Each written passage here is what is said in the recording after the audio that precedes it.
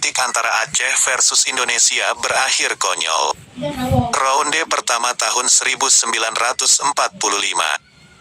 Aceh kalah KO lawan Indonesia, ditipu bulat oleh Soekarno lewat KNAD Aceh. Ronde kedua tahun 1947.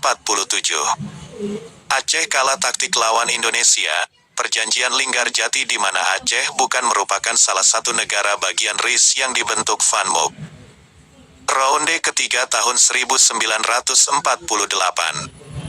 Aceh kalah taktik lawan Indonesia, perjanjian Renville, Aceh tidak masuk ke dalam garis Van Mook yang dikosongkan. Ronde keempat tahun 1949. Aceh kalah taktik lawan Indonesia, perjanjian Rum-Royen, Aceh bukan negara bagian RIS dan bukan pula bagian wilayah Republik Indonesia. Ronde kelima tahun 1949. Aceh kalah telak lawan Indonesia, lempar kain putih di atas ring KMB tahun 1949.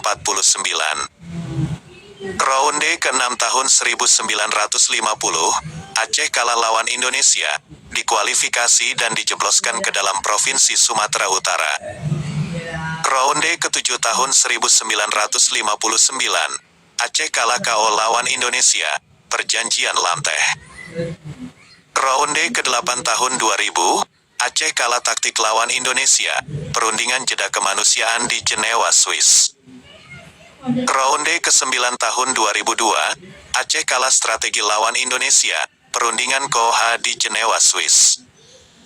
Ronde ke-10 tahun 2003, Aceh KO lawan Indonesia di Tokyo, Jepang, melahirkan darurat militer di Aceh 2004. Ronde ke-11 tahun 2005, Aceh KO lawan Indonesia, MOU Helsinki, juru runding Aceh menyerah kepada pemerintah Indonesia.